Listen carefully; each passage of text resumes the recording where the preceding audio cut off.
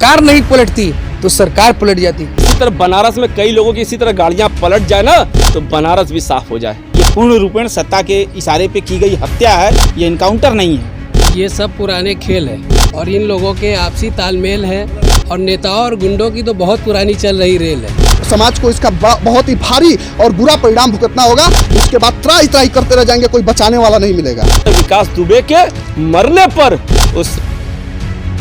मरने पर जश्न मनाना चाहिए। लगेंगी आग तो आएंगे घर, कहीं जग नहीं। यहाँ सिर्फ हमारा मकान थोड़ी है। सरकार डर गई कहीं हमारे न चिट्ठे खुल जाए और इस पापी के मारने के बाद हमारे पाप धुल जाए। क्या कुलदीप सेंगर को भी मारा जाएगा?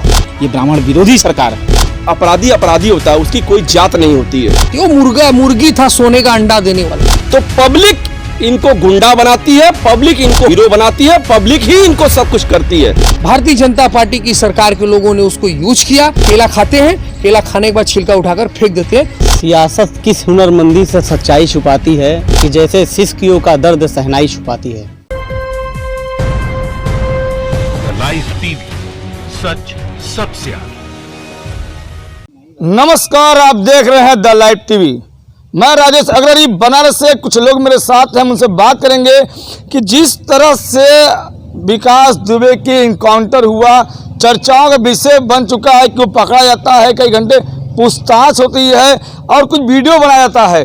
कई मुद्दे ऐसे छोड़ गए हैं। क्या है हकीकत, क्या है सवाल, आइए जानते हैं। अधिवक्ता मेरे साथ हैं। सिविल और फौजदारी के मामले में अंतर करना सीखिए। फौजदारी के मामले 5 साल चलते हैं, 10 साल चलते हैं।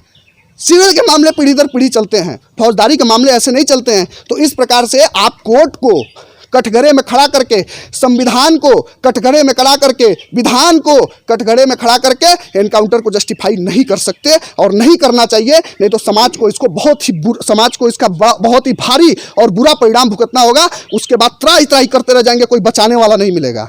देश में सीआरपीसी कानून ये सब आलू टमाटर बैगन के छिलके टाइप के हो गए हैं। जब मन गया छील के उठाकर फेंक दिए। या ना अब इस देश में ना सीआरपीसी है, न इस देश में कानून नाम का कोई चीज़ है, न ही इस देश में कोई किसी महिला है भाई किसी का कोई सुरक्षा है। इस देश में कानून एकदम चटनी हो चुका है, कानून एकदम खत्म हो चुका है। इसका जीता जागता साबूत विकास दुबे है। विकास दुबे जिस तरीके से कानून पे भरोसा करके, जिस तरीके से एक मंदिर परिसर में वो बताता है कि मैं विकास दुबे कानपुर वाला। देखिए, विकास दुबे करपात्री जी नहीं थे और हम ये भी नहीं कह रहे करपात्री जी बड़े अच्छे होते हैं, ठीक है। हम किसी की भावनाओं को ठेस नहीं पहुंचाना चाहते हैं। ये बात सही है, कोई भी काम विधिक सम्मत होना चाहिए। लेकिन अगर इस दुर्दांत अपराधी विकास दुबे के साथ विधिक सम्मत काम हुआ होता तो वो 60 अपराधों का मुलजिम नहीं होता। पहला चीज़ कि उत्तर प्रदेश भारतीय जनता पार्टी की सरकार एक तरफ जहां बॉर्डर सील रहता है और राजस्थान की बसें आके खड़ी रहती हैं और बॉर्डर से बाहर नहीं, यूपी बॉर्डर में नहीं आ पाती हैं, वहां 3000 पुलिसकर्मी लगे हुए थे विकास दुबे को पकड़ने में। और दूसरे केंद्र भाजपा शासित राज्य में ही वो फरीदाबाद पहुंचता है, वो भी हरियाणा की सरकार, वहाँ भी भारतीय जनता पार्टी की सरकार। और वहाँ से वो सुनियोजित तरीके से फिर वो कैसे बिना किसी संरक्षण और बिना किसी व्यवस्था के तो वो उज्जैन पहुँच नहीं सकता है। और सबसे बड़ी चीज़ आप ये सोचिए कि उज्जैन के जिस गेस्ट हाउस के कमरे से सुबह विकास दुबे निकलता है, उसी गेस्ट हाउस के कमरे में उज्जैन के डीएम और एसएसपी साहब रात में बैठ के मीटिंग करते हैं।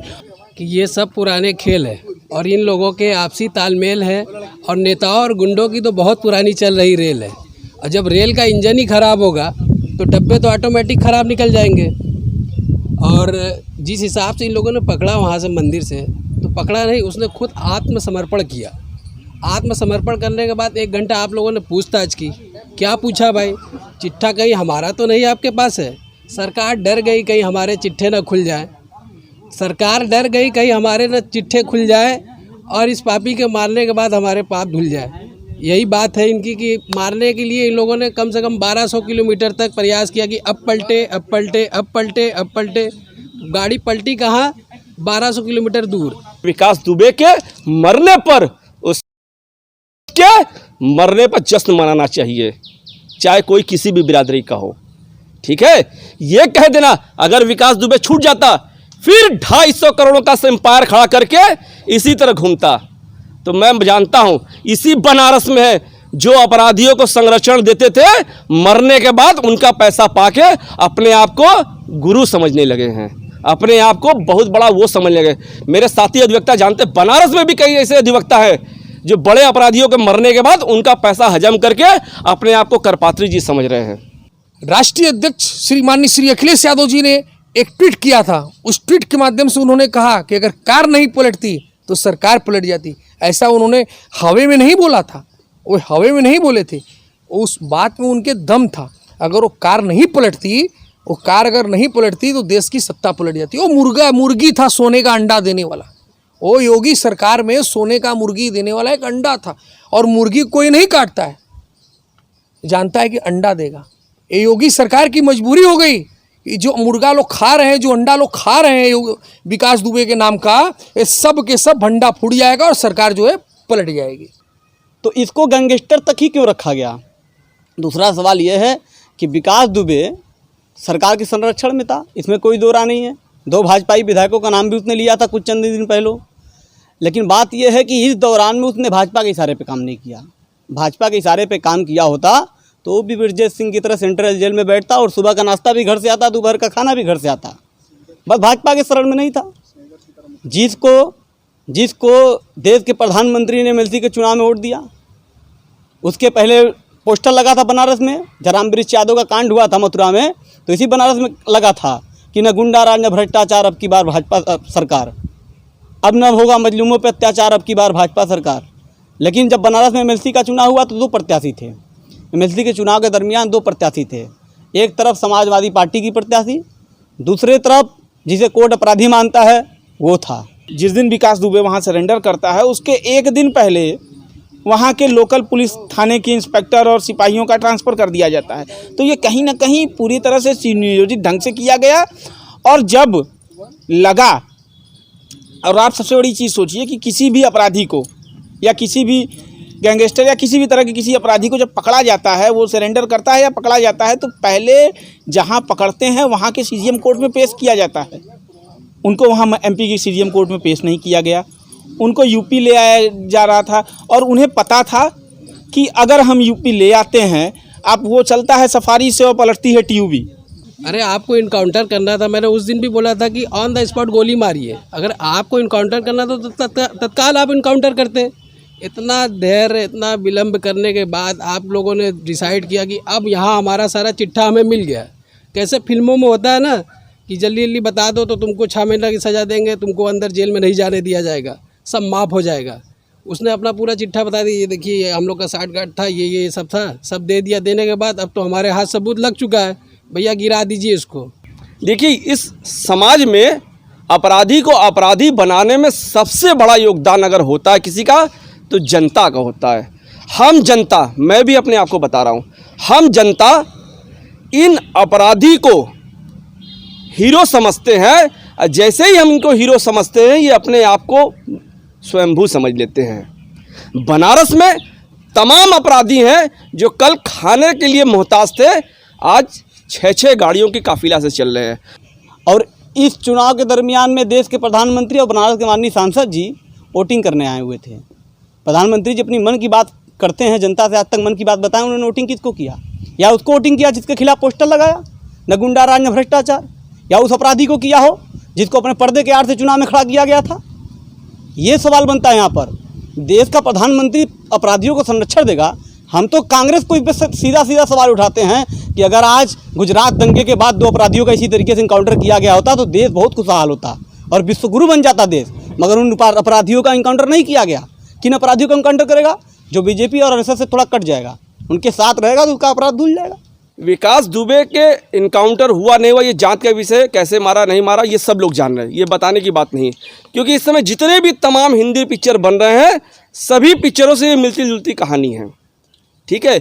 लेकिन किसी जाति विशेष के अपराधी को, जैसे विकास दुबे जिस समय भागा, मैंने सोशल मीडिया में देखा कि ब्राह्मण वर्ग ये चिल्ला चिल्ला के बोल रहा था ये हमारा शेर था। जिन्होंने चिल्लाया सभी ने नहीं, उन्होंने घृणित कार्य किया। आप अपराधी अपराधी होता है, उसकी कोई जात नहीं होती है। और आपको इसका तब पता चलेगा जब वो आपके घर में घात करेगा। मैं जानता हूँ इनके बारे में।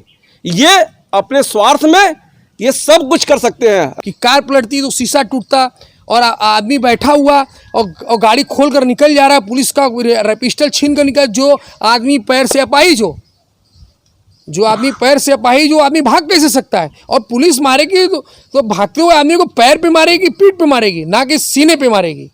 ये सब जाहिर है कि सरकार पलट जाती। और रही बात भारतीय जनता पार्टी की सरकार के लोगों का उसके ऊपर पनाह था, भारतीय जनता पार्टी के लोग उसके साथ दगा किए, भारतीय जनता पार्टी की सरकार के लोगों ने उसको यूज किया, और जैसे ही यूज किया से केला खाते हैं, केला खाने के बाद छिलका उठाकर फेंक देते हैं, उसी टाइप का विकास दुबे के साथ भारतीय जनता पार्टी के लोगों ने किया। जो हत्या की गई है, कारण क्या है कि अगर ये हत्या न करते और ये कार न पलटते तो कार पलटना तो एक बहाना था, और कार पलटी भी अगर वो भाग रहा था, जिस हिसाब से प्रशासन के द्वारा बताया गया कि वो भाग रहा था, तो अगर भागेगा आदमी तो अगर उसके ऊपर गोली चलाई जाएगी तो उसके बाह में गोली लगेगी कि सीने पे गोली लगेगी? गोली तो पीठ पे लगनी चाहिए थी ना, गोली सीने पे कैसे लग गई? आखिर में क्यों मामला सुप्रीम कोर्ट ने अपने संज्ञान में ले लिया?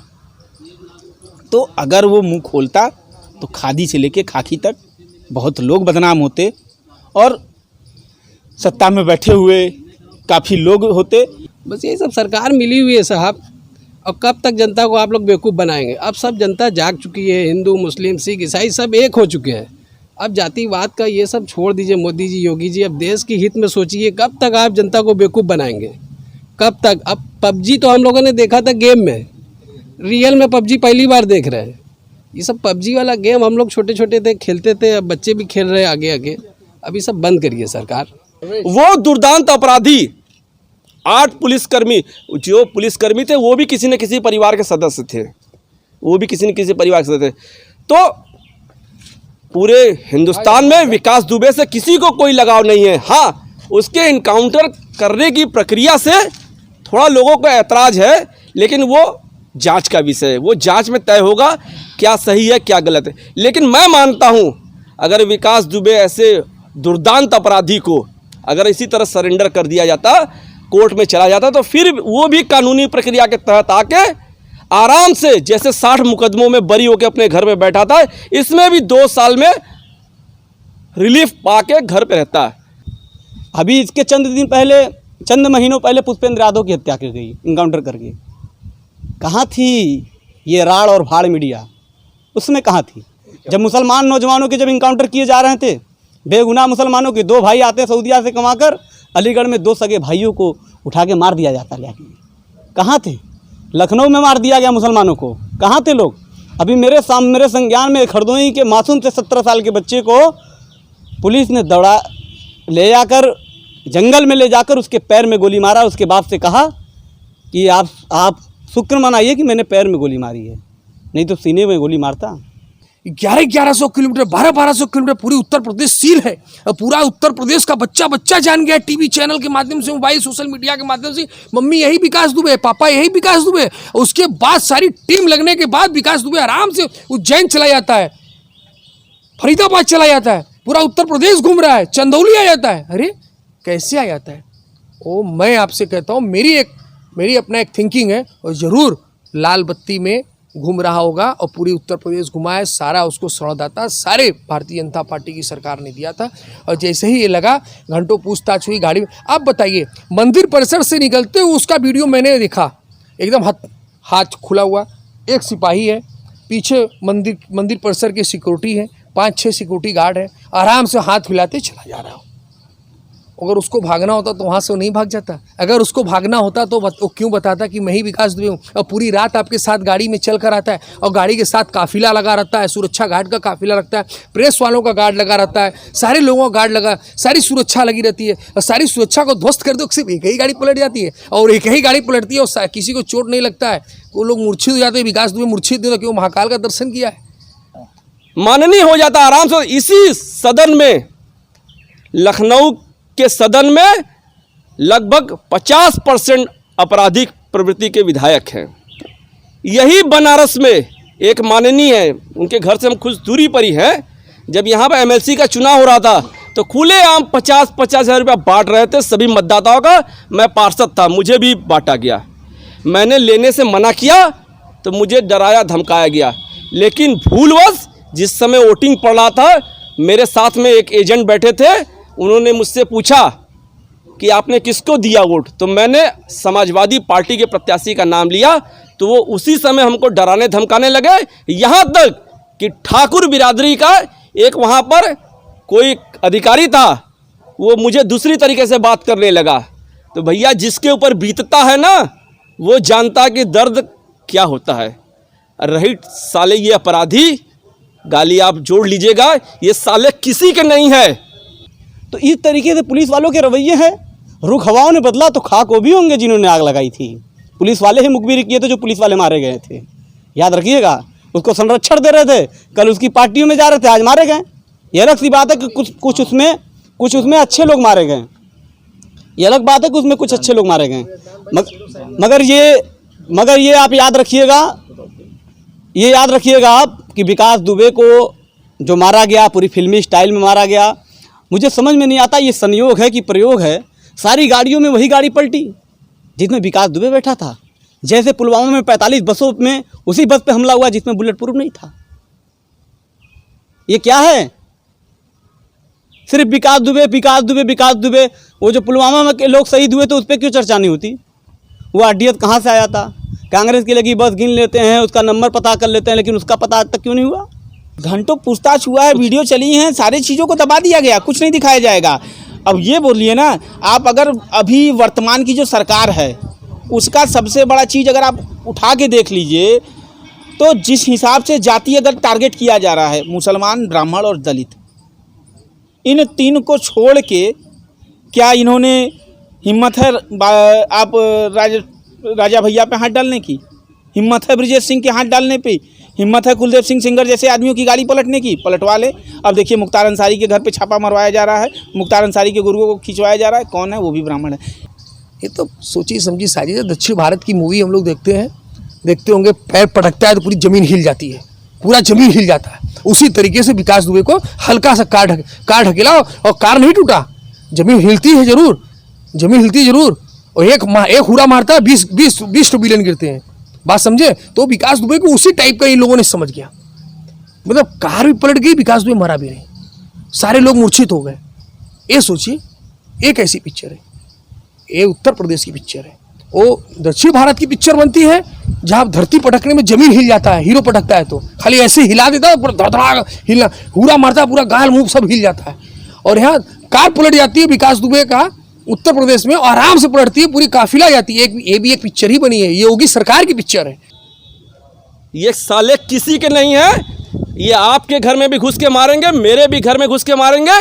इनको अपने काम से मतलब है। और उसी अपराध से इन्होंने विकास दुबे 200 करोड़ का वो था एम्पायर खड़ा किया था। उसी की माँ कहती है कि भगवान उज्जैन महाकाल ने बचा लिया, और उसी की माँ कहती है कि मुझे उससे कोई मतलब नहीं। तो पल पल में ये रिपोर्ट जो बदलता है। और रही इनकाउंटर की बात, तो बनारस में, पूरे उत्तर प्रदेश में घुरहू कतवारू सबका इनकाउंटर हुआ है, कभी इस पे कोई चर्चा नहीं हुई।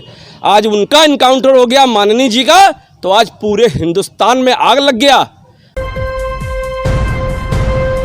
लाइव टीवी, सच सबसे आगे।